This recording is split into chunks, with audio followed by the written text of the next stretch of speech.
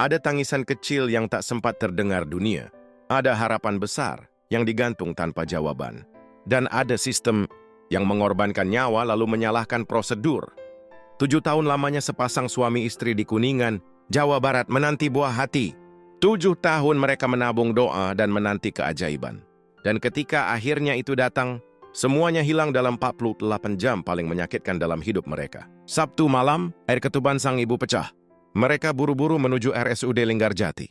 Tapi tak ada tindakan, tak ada ruang operasi, tak ada dokter, hanya prosedur dan waktu yang terus berjalan hingga Senin pagi, bayi itu lahir dalam kondisi tak bernyawa. Di negara ini ada prosedur bisa lebih cepat dari pertolongan, tapi lebih lambat dari kematian. Keluarga bertanya, mengapa operasi tak dilakukan segera? Rumah sakit berdalih, ada pemeriksaan, ada antrean, ada penilaian medis. Nah, tapi di tengah di semua sahabat itu kan ada seorang ibu yang menggenggam nyawa anaknya dan dibiarkan menunggu hingga ajal menjemput di ruang bersalin. Bahkan di meja operasi pun, rakyat kecil harus bersaing dengan nasib. Karena di negeri ini, pelayanan kesehatan itu berjenjang, sesuai status dan kemampuan dompet.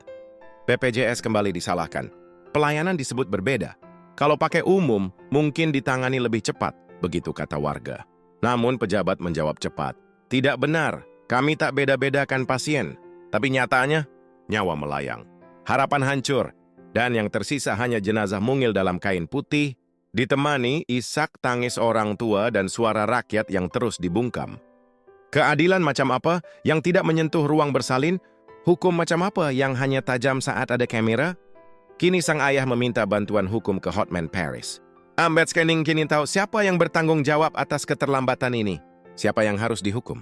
Dan siapa yang akan memastikan ini tak terjadi lagi? Tapi kita tahu jawabannya.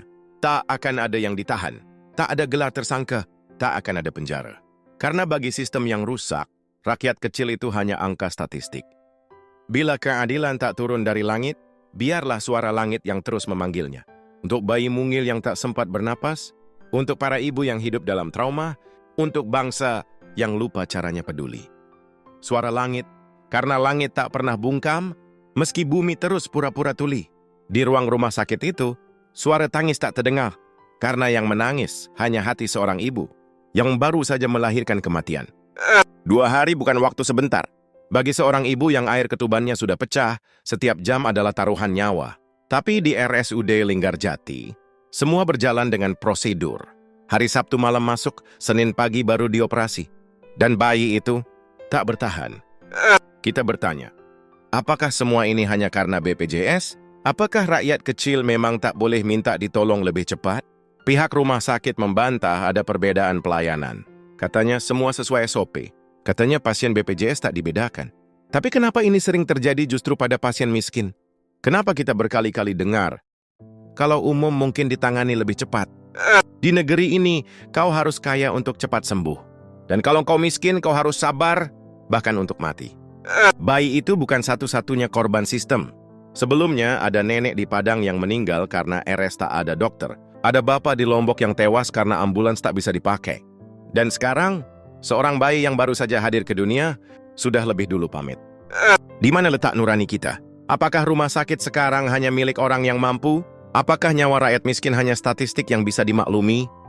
Pihak rumah sakit mungkin akan buat klarifikasi. Mereka akan bicara tentang SOP.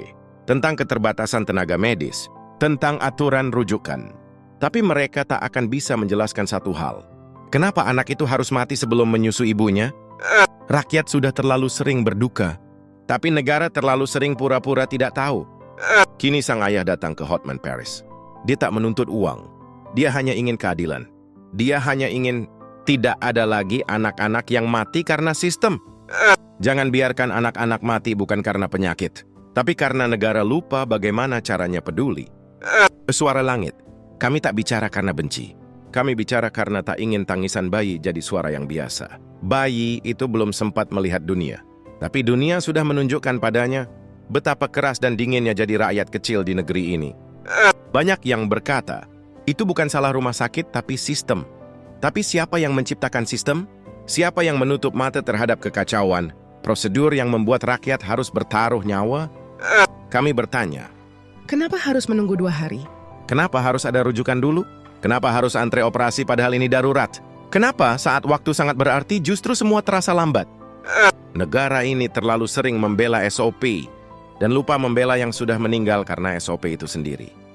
Kalau pelayanan hanya lancar untuk orang kaya, kalau ambulans hanya cepat untuk pejabat, kalau operasi hanya dipercepat untuk yang punya uang, lalu di mana tempat rakyat kecil mengadu?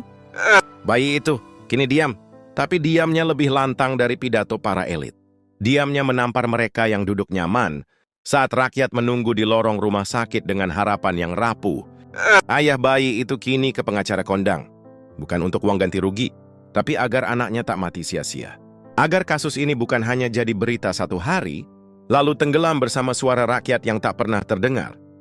Kami dari Suara Langit berkata, negara harus minta maaf, dan bukan hanya kepada satu keluarga itu, tapi kepada semua rakyat kecil yang sudah terlalu sering dikhianati oleh sistem yang mereka biayai dengan pajak.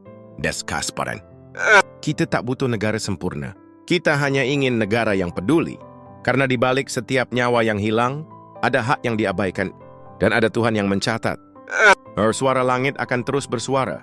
Karena di negeri yang terlalu ramai oleh janji, kita harus menjadi pengingat bahwa nyawa rakyat bukan harga promo. Suara Langit, ketika rakyat tak lagi punya mikrofon, bagikan jika kamu masih punya hati.